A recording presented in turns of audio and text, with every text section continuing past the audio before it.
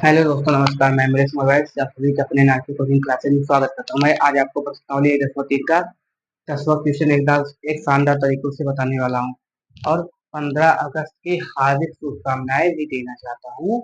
आप लोग आजादी से पूर्व पढ़िए, लिखिए, अच्छे से आगे बढ़िए और हमारे भारत देश को आगे ले जाइए। तो इसी प्रकार से स्टार्ट करते हैं। देखिए, इसमें 10वां क्वेश्चन क्या कहा है। इसमें 10th नंबर वाला क्वेश्चन है और वो हमसे क्या कहना चाह रहा है कि एक मान लीजिए, लेट कीजिए कि आपके पास कोई एक फंक्शन है। लेट आपके पास कोई एक फंक्शन है। फंक्शन क्या है? फंक्शन हमारे पास एक्स टू वाई, हमारे पास एक फंक्शन है। उसके बाद और जो है एक व्युत्क्रमणीय फंक्शन, मतलब एक इन्वर्टेबल फंक्शन है। ठीक है, मतलब एक इन्वर्टेबल फंक्शन है। तो एक इन्वर्टेबल फंक्शन है। इन्वर्टेबल है। उसके बाद कह रहा है कि प्रूव कीजिए। प्रूव दैट आपको कह रहा है कि प्रूव कीजिए। प्रूव दैट कि it is a unique. It is a यूनिक्यू।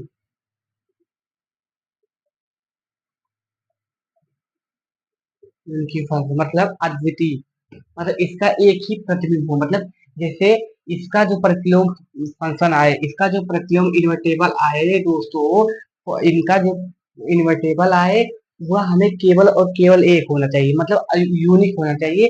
केवल और केवल एक ही इसका प्रतिलोम फंक्शन होना चाहिए, इसका प्रतिबिंब होना चाहिए।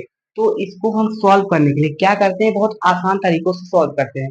जैसे आप लोग घबरा गए होंगे, इसमें कुछ दिया ही नहीं, लेकिन इसमें छोटे शब्दों में बहुत चीज दिया हुआ है दोस्तों। अब जैसे मैं यहाँ पे जैसे Q1 और इज इक्वल टू, अगर हम Q2 दिखा दें, Q1 इज इक्वल टू अगर हम Q2 दिखा दें तो ये प्रूफ हो जाएगा। क्योंकि Q1 अगर Q2 के इक्वल होगा, Q1 अगर Q2 के इक्वल होगा, इसका मतलब इसका एक यूनिक है।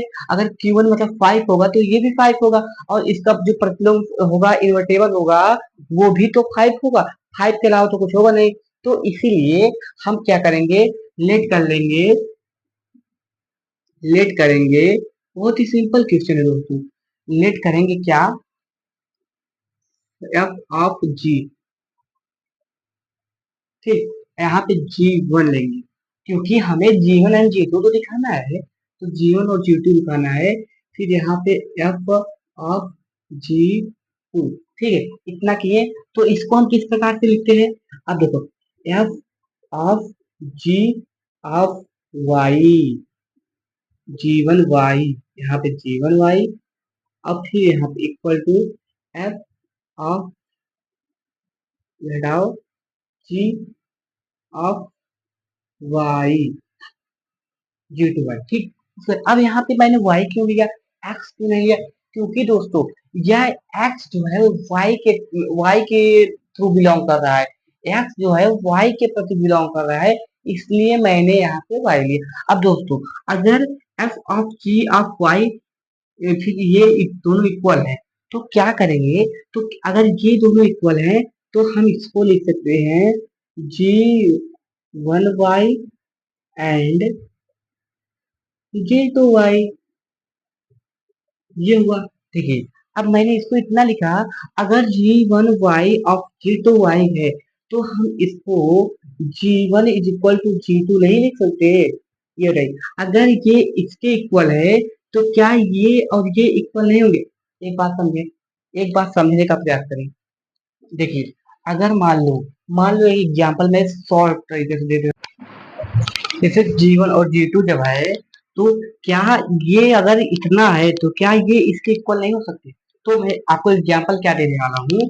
जैसे आपके पास क्या है, 5 इंटू वाई है, और इक्वल में ही 5, तो यहाँ पे मान लो 6 है। 6 इंटू वाई है। अब देखिए, ये दोनों का क्या है, ये 5 और 6, लेकिन ऐसे नहीं, ये एग्जाम्पल तो गलत हो जाएगा।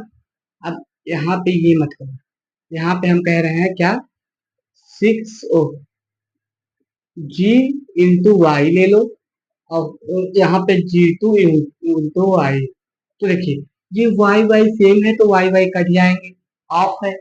उसके बाद क्या G is equal to G2 नहीं होंगे? तो जब ये कट गए इसका मतलब कुछ नहीं, तो G इक्वल टू G2 हो गए। तो उसी प्रकार से इसको मान लो ये कट गए और G1 is equal to G2। और यहाँ पे हमारा आ चुका है G1 is equal to G2, जो मैंने पहले कहा था कि मेरे को यही प्रूव करना है। अगर ये आ जाएगा तो हमारा क्या हो जाएगा, ये जो है इसका यूनिट नहीं होगा। आप यहीं पे लिख के छोड़ दीजिएगा और लिख दीजिएगा कि G1 और G2 इज इक्वल है, so it is a unique function of for a invertible function. Okay, धन्यवाद।